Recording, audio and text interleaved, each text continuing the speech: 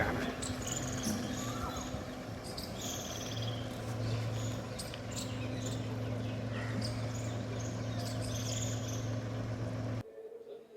21 जून को अंतर्राष्ट्रीय योग दिवस है।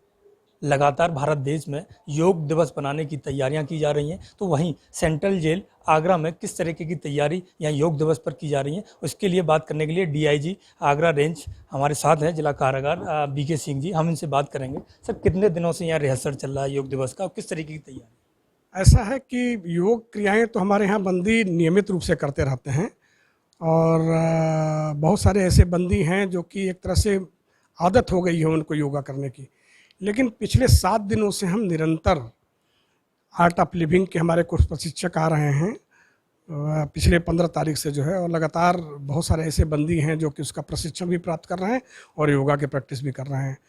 ये हमारा योगा कल जो हमारा अंतर्राष्ट्रीय योग दिवस है, कल ये समाप्त हो जाएगा। लेकिन कल हम बहुत ही इसको एक भव्यता के साथ करेंगे। अभी तक कुछ बंदी चयनित बंदी थे जो कि कर रहे थे और जिनकी इच्छा थी कर रहे थे, लेकिन कल हम अपने ग्राउंड में करेंगे जहाँ पे सैकड़ों बंदी भाग लेंगे। और इसको जैसे मेरे माननीय प्रधानमंत्री जी की भी अपेक्षा होती है कि आज उन्हीं की इनिशिएटिव पर दुनिया के बहुत सारे देश जो है योग दिवस मना रहे हैं, तो इसको हम बहुत भव्यता से इसको सेलिब्रेट करेंगे और बहुत सैकड़ों बंदी हमारे इसमें भाग लेंगे। हमारे अधीनस्थ अधिकारी कर्मचारी भी इसमें भाग लेंगे जो है। तो सर, कहा जाता है कि योग करने से निरोग और स्वस्थ शरीर होता है। तो सर, कुछ ऐसे बंदी हैं जो आपके साथ, कितने बंदी इसमें भाग लेंगे? कुछ ऐसे बंदी हैं जो बिल्कुल एक शिथिलता की ओर जाते हैं, फिर योग करने के बाद उन पर एक्टिवनेस नजर आती है? देखिए, हमें ऐसा लगता है कि कम से कम 500 बंदी कल योग दिवस पर भाग लेंगे। और ये बिल्कुल सत्य है कि योग करने से न केवल शारीरिक रूप से बल्कि मानसिक और चारित्रिक और नैतिक रूप से भी बंदी का उन्नयन होता है।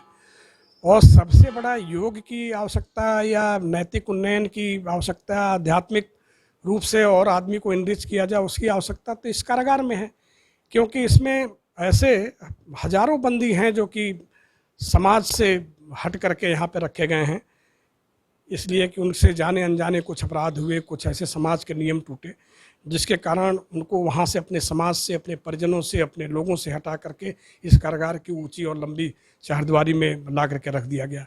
तो यहाँ पर योगा की सार्थकता और है कि इस योग के माध्यम से कैसे वो अपने को शारीरिक रूप से ठीक ठाक रखें और कैसे उनके अंदर जो तनाव और अवसाद की स्थिति होती है अपने लोगों से हट जाने के कारण, और इस ऊंची चारदीवारी को देख करके ही बहुत सारे लोगों को भय का आभास होता हो, तो इस परिसर में रह करके भी कैसे योग के माध्यम से अपने को संतुलित रखें।